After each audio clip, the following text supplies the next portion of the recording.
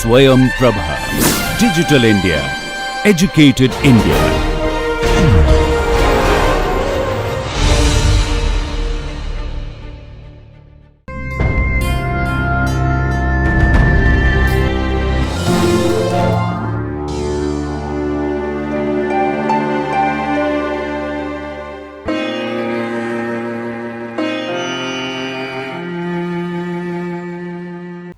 I am Dr. Somshekhar Shetty, Department of Biochemistry. I welcome all of you for this session. Today I am going to discuss on the topic on hyperlipoproteinemias.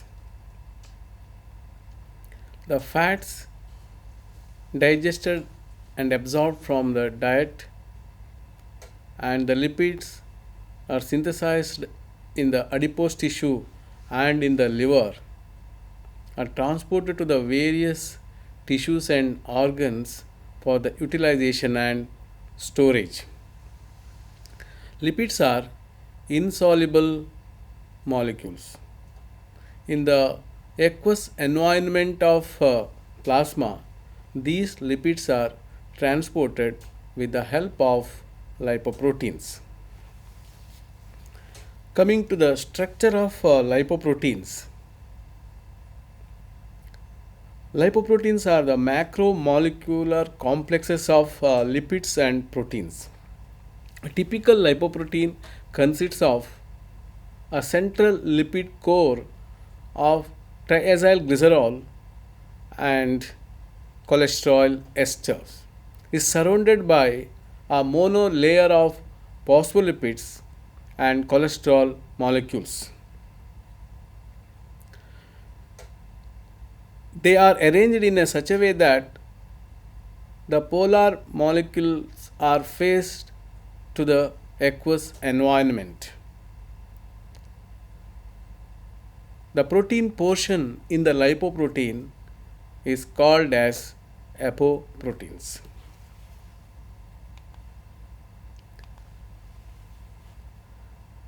Coming to the classification of lipoproteins, there are four major types of lipoproteins. This classification is according to their density. They are chylomicron, very low density lipoprotein, low density lipoprotein, high density lipoproteins. This classification mainly based on their density. These lipoproteins differ in their size, shape, charge, protein and lipid content and their site of origin. Chylomicron is synthesized in the intestine and responsible for the transport of dietary triacylglycerol to the different parts of the body. Very low density lipoprotein is generated in the liver and is responsible for the endogenous transport of triacylglycerol and is also the precursor for the formation of intermediary density lipoprotein and the low density lipoprotein. Next is the LDL, low density lipoprotein, is derived from VLDL in the blood, is responsible for the transport of cholesterol and cholesterol ester to the extrahepatic tissues. This is considered as bad cholesterol. Next one is high density lipoprotein. It is generated in the intestine and also in the liver. The main role of HDL is reverse cholesterol transport from tissues to liver. That means it takes all the cholesterol from the extrahepatic tissues and reaches to the liver for further metabolism. So this is considered as good cholesterol. Before discussing about the disorders of lipoprotein metabolism, we should know the normal lipid profile. The total cholesterol is 150 to 200 milligram per deciliter. LDL cholesterol should be maintained in the range of 60 to 130 milligram per deciliter. HDL cholesterol is 40 to 60 milligram per deciliter. Triglyceride level is 60 to 150 milligram per deciliter, and the total cholesterol and HDL ratio should be less than 5.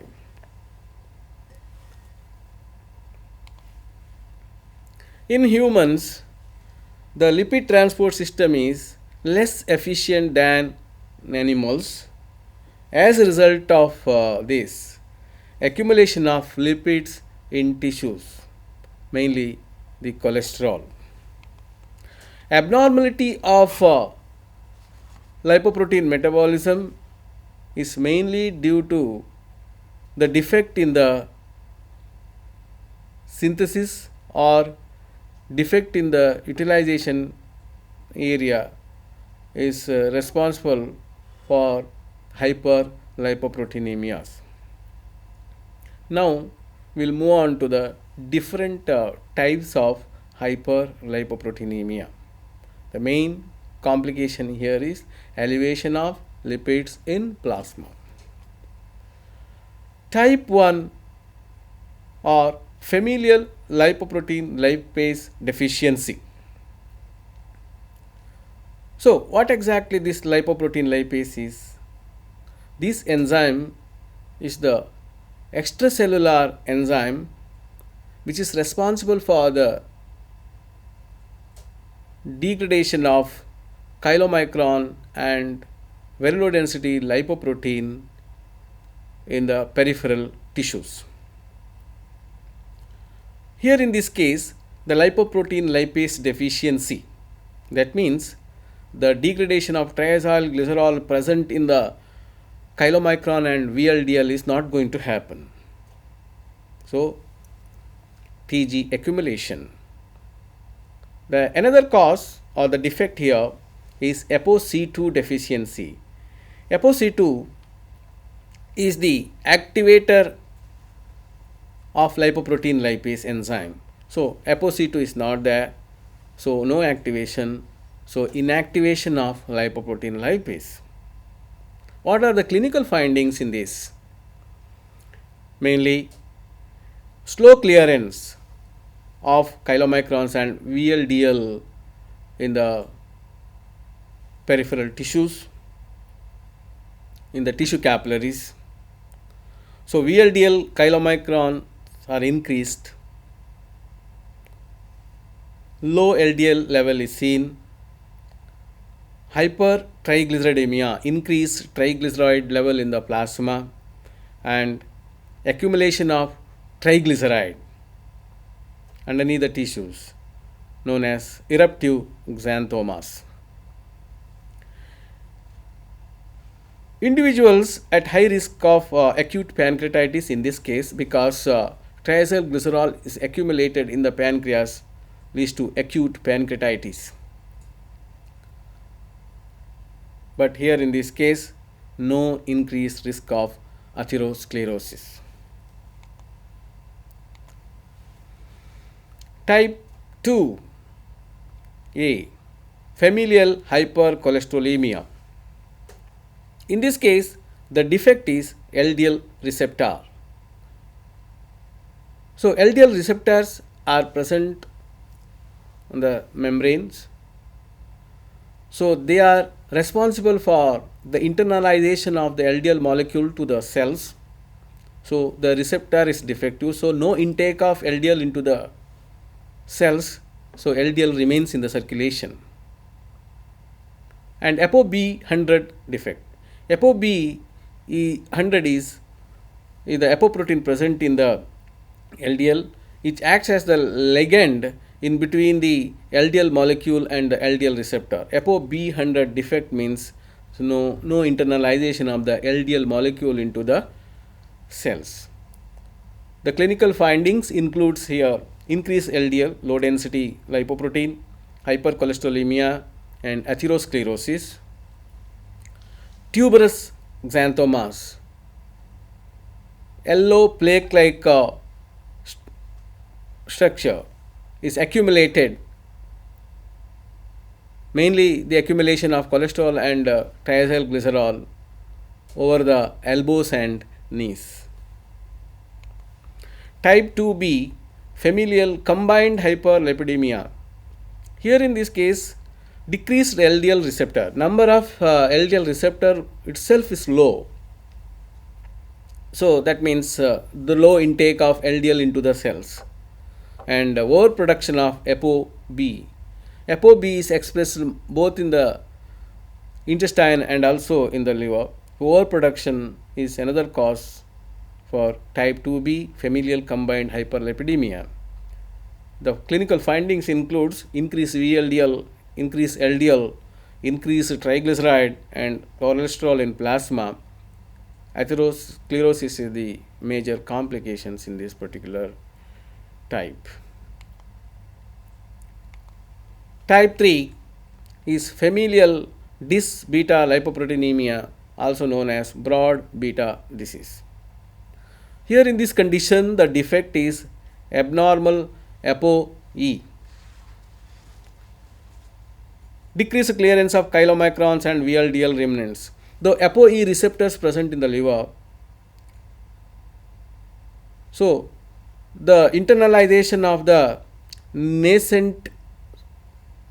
the remnant chylomicron and remnant VLDL is impaired. No internalization of those to the liver, so they are accumulates in the circulation. So that means the clinical findings includes here increased chylomicron remnants, increased VLDL remnants, increase the triacylglycerol and cholesterol, and xanthomas and atherosclerosis the major complications here. Type 4 familial hypertriglyceridemia.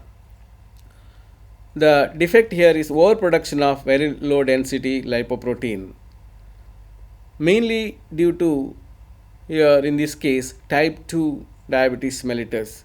There we can see the glucose intolerance and the insulin level is normal or the above normal. So that may lead to the overproduction of VLDL.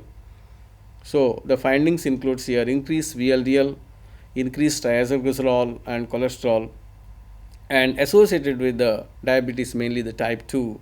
Obesity is another finding here because abdominal obesity is mainly the causative factor for insulin resistance. So chronic alcoholism condition also we can see the type 4 familial hypertriglyceridemia. Type 5 mixed hypertriglyceridemia.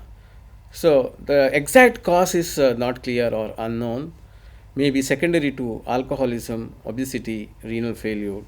The clinical findings include increased VLDL and chylomicrons in the circulation. The next one is Wolman's disease. This is the lysosomal storage disorder of cholesterol because the deficiency here in this case the cholesterol ester hydrolase. Cholesterol ester hydrolase cleaves the cholesterol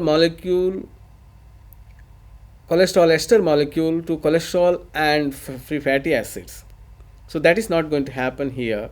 So accumulation of cholesterol ester in the lysosomes and also decreased rate of LDL clearance is the defect here, and clinical findings includes increased LDL, hypercholesterolemia and atherosclerosis. Coming to the other minor causes for hyperlipoproteinemias, hepatic lipase deficiency. Hepatic lipase, the enzyme, is very similar to lipoprotein lipase enzyme.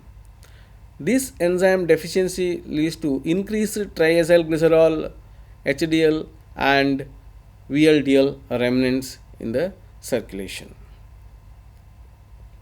The next one is LCAT deficiency, lecithin cholesterol acyl transferase, the enzyme which is responsible for the esterification of cholesterol in the HDL metabolism. So in this case, mature HDL level will be decreased and the nascent HDL level will be increased, and it blocks the reverse cholesterol transport. The next one is the LPA excess, lipoprotein A excess. Lipoprotein A is similar to the LDL molecule. Increase the lipoprotein A concentration in the circulation, increase the risk of atherosclerosis. So far we discussed the disorders associated with the lipoprotein metabolism. There are several other conditions are responsible for the increase the lipid level in the circulation or in the plasma. They are known as secondary hyperlipidemias. There are several conditions is responsible for increasing the lipid level in the blood. Diabetes mellitus. As all of you know, in diabetes mellitus, there is insulin deficiency. Insulin deficiency is there means there is the huge impairment of carbohydrate metabolism and the lipid metabolism. In the case of lipid metabolism, insulin deficiency, the activation of hormone sensitive lipase is there. This hormone sensitive lipase enzyme degrades the triacylglycerol in the adipose tissue. At that time, free fatty acid is elevated in the circulation and enters to the liver. There also, free fatty acid undergoes the oxidation, more of acetyl CoA is formed. So, more of acetyl CoA is responsible for the accumulation or the formation of TAG and also the formation of cholesterol. So, elevation of TAG and also the cholesterol level increases. There are other complications also associated with diabetes mellitus, which is related to the lipoproteins. Nephrotic syndrome is the renal failure condition. Here in this case, the clearance of the lipid particle is slow or impaired. So that means the elevation of the cholesterol and triacylglycerol is seen in the plasma. Hypothyroidism. Normally, the thyroid hormone is responsible for the LDL clearance. In hypothyroidism, what exactly happens is the low clearance of LDL. So, low clearance of LDL leads to elevated level of triacylglycerol and also the cholesterol level. The next one is biliary obstruction. Biliary obstruction is mainly due to the gallstones or cholelithiasis. In this condition, the bile secretion from the liver into the intestine is blocked. So, for the formation of bile salts, the cholesterol is required. So, no secretion means cholesterol is accumulated and spills out to the circulation. So, elevated cholesterol is seen in the biliary obstruction. The next condition is chronic alcoholism. Alcoholism or the chronic alcoholism, the impairment of lipid and carbohydrate metabolism due to the increased NADH-NAD ratio. So, increased NADH-NAD ratio impairs the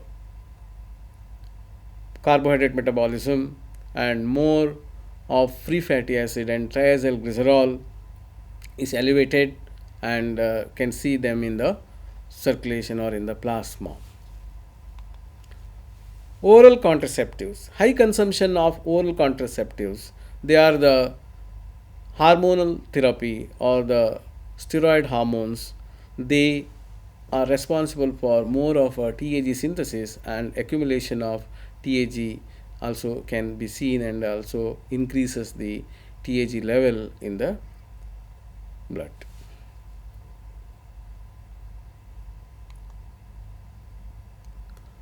So far, we discussed all the types of hyperlipoproteinemias and also the secondary hyperlipidemias or hyperlipoproteinemias. In almost all the situation, there we have seen the formation of atherosclerosis, or they are all responsible for atherosclerosis. Now I'll briefly explain the formation of atherosclerotic plaque. High level of LDL cholesterol is common in all the hyperlipoproteinemias. So, what happens to this high level of LDL cholesterol? So, in the metabolic reactions or due to the oxidative stress or the high concentration of several oxidants, there will be increase of superoxide radicals, hydroxyl radicals, peroxide radicals. In the normal person, what exactly happens is we have antioxidants to maintain the balance of oxidants.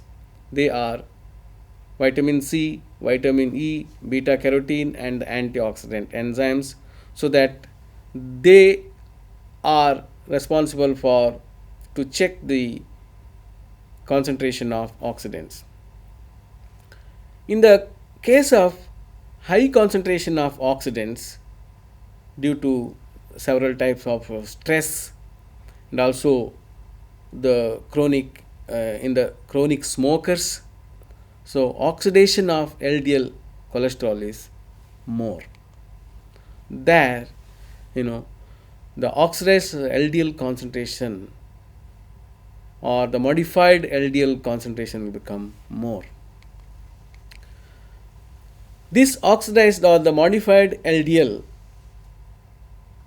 consumed by the macrophages in subendothelium and forms foam cells. So accumulated foam cells releases growth factors and cytokines, and they are responsible for the proliferation of smooth muscle in blood vessel wall. That leads to the hardening of the arteries by plaque formation, and the formation of the plaque narrows of or narrowing of lumen of blood vessel.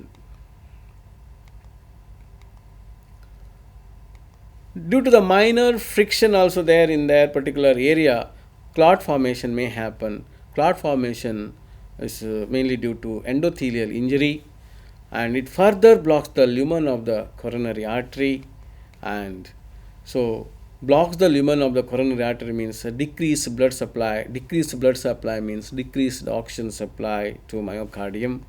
So that leads to the decreased ATP synthesis in that particular area, leads to ischemia and necrosis of tissues. That leads to myocardial infarction. This is the picture of the formation of atherosclerotic plaque.